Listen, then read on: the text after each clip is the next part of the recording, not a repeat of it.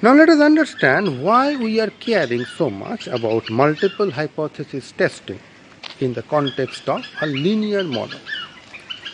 So let's take a very simple example where I have a single factor input and I am interested in testing our very standard hypothesis. So here is our model yij equal to alpha I plus x mu plus alpha I plus epsilon ij and the usual Gauss-Markov assumption. And we are interested in knowing whether all the alpha i's are the same. So whether alpha 1 is same as alpha 2 equal to alpha I. When will you be interested in this situation? Suppose we have a setup where you are trying to compare different varieties of the same crop. So your alpha I measures the effect of the ith crop. And in this case, you are interested in knowing whether the different varieties at all differ in terms of their yield or not. So if they do not differ at all, in that case, this null hypothesis will be true, that all of them are basically the same. That is the uninteresting situation. And if you find that the different varieties are really producing different amount of yields, in that case, that will be the discovery, an interesting thing. Possibly will invest more time and money in cultivating one particular variety than another. Now the real thing that we are interested is not just knowing whether the different varieties produce somewhat different yield, but whether which one is producing different from the other. So even if at least one pair produce different amount of yield, you are going to reject this hypothesis. So if there are 10 different varieties and only variety 3 differs from variety 7 and all the other varieties are same as variety 3, then that is one news. And if all the varieties are producing different yields, that is a different news. So basically, we are interested in comparing each possible pair. So that overall test is something like the key to unlock the door. But then once we are inside the door, we want to compare all possible pairs. So here we are splitting up the same H naught in terms of P choose 2. So if I say I takes P values, so there are P different varieties that we are comparing. In that case, we have got P choose too many null hypotheses that we are testing. These are component null hypotheses that together constitute that big null hypothesis that we have, where we compare alpha s equal to alpha t for each pair st, s say less than t. So we have got P choose 2 such things. And you see that these are not all independent. For example, if alpha 1 is equal to alpha 2 is equal to alpha 3, then that naturally implies alpha 1 equal to alpha 3. So these are not all independent, but these are the conclusions that we want to draw. So we want to compare each variety with each other variety. So instead of coming up with a single accept or reject, we want to say for each such comparison whether we are accepting it or rejecting it. That is a more practically useful output. And that is why we are interested in multiple hypothesis testing in the setup of linear model.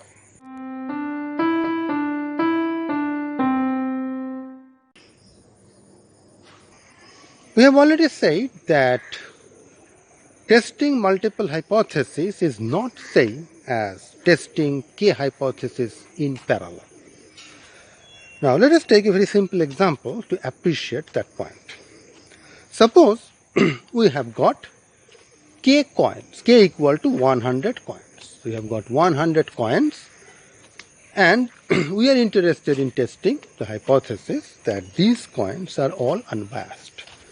So my overall hypothesis is that all these coins are unbiased.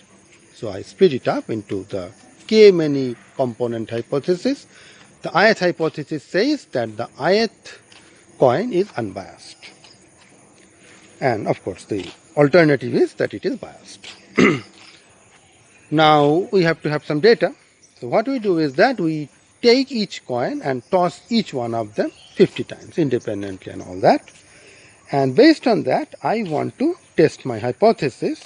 But instead of saying that carry out all these hypothesis tests at 5% level, I demand that you should have FWER, that is family-wise error rate, to be less than or equal to 5%. So the criteria that I impose is a family-wise criteria, not separately on each individual testing.